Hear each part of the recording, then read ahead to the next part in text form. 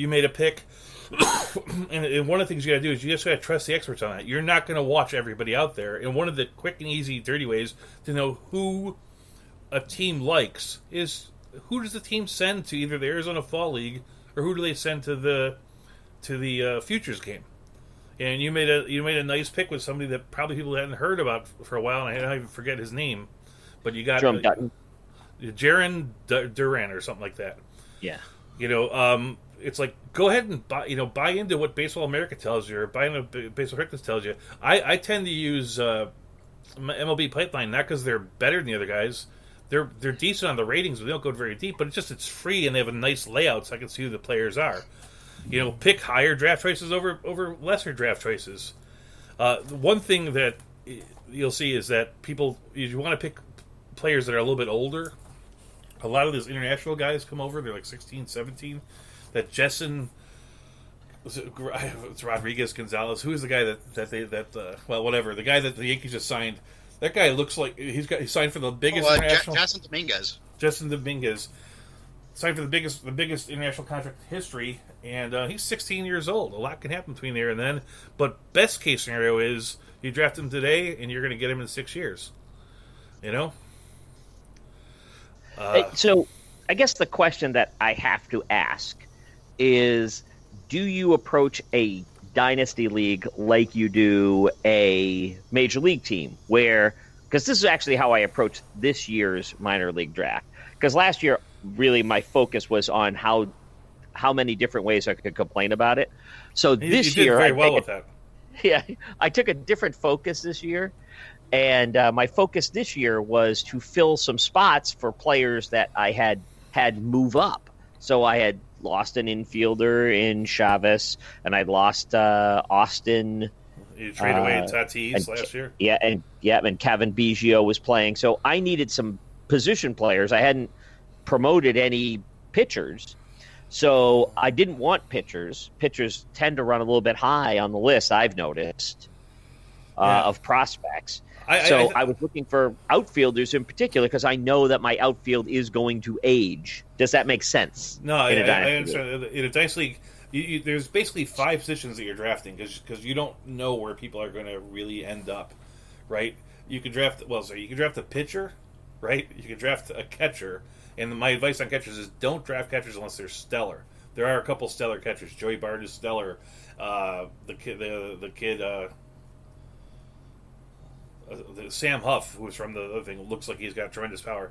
Then you look at like quarter infielders because third base and first base will switch. You look at middle infielders, you look at outfielders, and you kind of want to have a balance of those. We have a rule in our league that you can only have 7 pitchers, sort of forces you to have that stuff. But I would always say this, like when you're drafting in a dynasty league, the first thing you're drafting for is to get the next miracle player that's going to take your team to the championship. And that is, you got about a 1 in 20 chance of doing that. That's why we have 20 players in our minors. The second thing you're drafting for is you're drafting for somebody that has enough buzz that you can trade him to a lesser team. So I would never feel bad. I want my team to be sort of evened out so that I know my future first baseman is probably this guy. But I don't care if I run out of first baseman or if I'm stacked at shortstop because I know that I'm probably going to trade away between a quarter and a half of those guys as opposed to see them come up. If you can get a player that is going to get, Jason Dominguez is going to be useless from his playing standpoint for 5-6 years, but in the right situation, that guy can be traded every year for some quality players, and that's what you're really looking at. So the fact that he's an outfielder, and I have 5 other outfielders, wouldn't really faze me. As we get further on in this and some future episode when I'm definitely here, I'd love for you to be able to talk to me about the concept of trading because I'm actually a horrible trader, but in dynasty leagues you can actually formulate a win-win trade, so I do fairly well with that sort of stuff. All right, I do hope we get to talk about that later. Do you know what time it is, though? Yeah, I wanted to say one thing before we move to that. There was one little note there. Have you ever played the game Beat the Streak on Major League MLB.com? No. They do this thing where it's a free game. You pick a player, and if he gets a hit, you get 1. If you get 56 hits in a row, just like Joe DiMaggio did, then they give you $5.6 million. Never been won. Been playing for 24 years. A guy last night had gotten to 50, which is the second highest in history, and D. LeMahieu failed to get a hit for him. So he's back to 0. Poor dude. It's hard. And when do you pick the player? You can pick any name you want. Pick player at the end of the day. Like what happens if you pick a player and then the game gets rained out in the third inning? Then it would count against you. Wow, that's tough. Yeah, that's the same deal that Joe DiMaggio had. You get to pick between 0, 1, and 2 players every day. You don't have to pick. The best I've ever done is about 17. I actually thought before the season of having this thing, but the fact that guy that got to 50, I feel awful for him for losing it. But it's something to be noted from a fantasy standpoint. And we go on with the trivia. Ladies and gentlemen, I am your host. I am the 5-Minute Professor. I have a special scorekeeper today. Tracy will be helping you with the scoring. All right. Here is trivia question number 1. We will take your answers in order. The first All-Star game in any sport was played as part of the 1933 World's Fair in what U.S. city? The first All-Star game in any sport was played as part of the 1933 World's Fair in what U.S. city? Brendan, I'm going to have you go first. Trying to think. If I remember correctly, I think that was Chicago. And Doug, what do you think? I really don't know. I'm going to guess Cleveland. I think it was the Midwest, but I don't think it was Chicago. I think I'd know if it was Chicago. Currently leading 1-0. The man who should have known it was Chicago didn't know it was Chicago. Brendan leads 1-0. It was the Baseball World Series game in 1933 as part of the Chicago World's Fair 1933.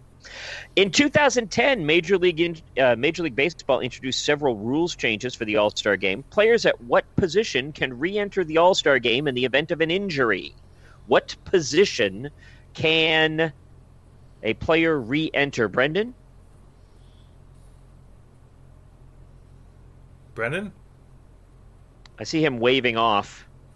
I guess he lost something. He lost time. He did. He may have. Well, I'm gonna guess designated hitter then. No, just kidding. All right, so your guess is designated hitter. Brendan, do you have a guess? No, it's catcher. That's my guess. It is catcher is absolutely correct. Catcher is the right answer. So we're going to give Brendan that point. I think he knows. I think he was waving off the call for an intentional walk. You can cyclically link to him whatever you think his answer is. Give him that answer. Well, it's 2-0. Brendan. Tracy is now teamed up with Brendan in this. I got that one. I made a joke with the DH. I said catcher. That's what I said. All right. So it's now 2-1. 2-1. Yeah. All right. Who was the first player to be an All-Star in an All-Star game and then later to be inducted into the Baseball Hall of Fame? Who was the first player to be an All-Star in an All-Star game and be inducted into the Major League Baseball Hall of Fame? All right. Should I spit it out? So, Tracy, do you think you have an answer? All right. She says Mickey Mantle. I think it was Babe Ruth. I think he played in the first It was, one. in fact, Babe Ruth. He played in the 33 and the 34 game and then was inducted in 1936. 2-2. It is 2-2. We still have 5 minutes to go. I had 5 additional questions, which we will not be asking. Actually, I'm going to ask 2 of them. The longest All-Star game at 4 hours and 50 minutes lasted how many innings? How many innings long was the longest All-Star game? Eric, do you know? Eric does not know. Eric is the owner of the Macmillan Inn. He's walking by. I'm gonna guess 16. Doug says 16. How many do you say? 12. It was 15 innings. 15 innings. Oh, I thought you said hours. No. It was 4 hours, 50 minutes. How many innings? Oh, okay. What was the last year that an All-Star game was played as an afternoon game? So right now the score is still 2-1, Brendan and Tracy. What was the last year that an All-Star game was played as an afternoon game? Tracy, what do you think? What year was the last year that the All-Star game was played as an afternoon game? 1982. She says 1982. Doug, what do you think? I wrote down 1980. You know, because I host trivia live, there's one answer that I try to avoid, but somebody always says, and this time it would have been right, 1969. It was an afternoon game. Ooh. Back now to the actual questions. Question number 4. In spite of the preference of this panel, the American League game is what has been played since 2010. at the All-Star games with a designated hitter available even in National League parks. The American League has a nearly insurmountable advantage of how many All-Star game victories over the NL. How many more games has the American League won than the National League won in All-Star games? Doug, I'm going to let you go first. What is the almost insurmountable lead that the AL has over the NL right now? I think counting this year, it's 2. What do you think? He says 2. What do you think, Tracy? I was going to say 12. It is 2, and we're all tied up at 2.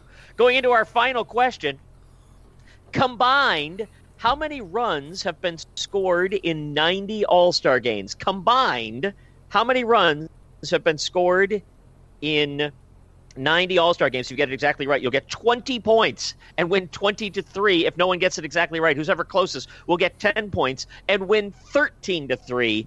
This final question will determine our winner. Combined, how many runs have been scored in 90 Major League Baseball All-Star games? Okay, I got to guess. I don't think I'm right. All right. So what's your guess? I'm going to guess 555. How many did you say? 372. She says 372. You said 5. How many? 555. 555. And our winner with 13 points, Doug Boyle. Hey. Over 90 All-Star games, the scores have been 373 to 370. Wow. Only a 3-run advantage for the American League. 373 to 370. The total, 743 runs combined in 90 Major League Baseball All-Star games. Take that at World Cup soccer. I do have to do I forgot from earlier that I have when I did the trivia last week, I asked the question about what had happened earlier this year, like who were the 3 guys that crossed 2,500 strikeouts this year, and I gave the wrong answer, so I have to correct that. I said I said that it was Zach Greinke, Felix Hernandez, and Steven Strasburg. Strasburg was the fastest to 1,500, but the name that should have been there was Cole Hamels. Felix Hernandez. That I just want to make sure I get that right. Well, we're nearing the end of the show. I was very quickly to thank the people in the chat room for showing up. Thanks to you, the presser. Thanks to Brendan, wherever he may be. Thanks to Tracy and Eric. Hi, you guys. Lucas is on at 12 o'clock. You should tune in and do that. You can catch us on Twitter. You can get us on all sorts of other things. iTunes, whatever. You have any final thoughts? I do have a final thought. I am so glad I get to be with you here today on the Dugout, and I'm super glad that Tracy allowed me to take time away from our vacation to do that. Thank you very much, here. I'm glad you're back. She still likes Doug. I feel so much more comfortable with you because I know that like we have the advantage of like sort of having 2 people that could actually be the host of the show, and so like there's always something to pick it up, and so. I missed you for the last month, and I want to tell you I appreciate you. That's all I wanted to say. Well, I'm glad I get to be here, and I look forward to seeing you 1 week from today. Until then.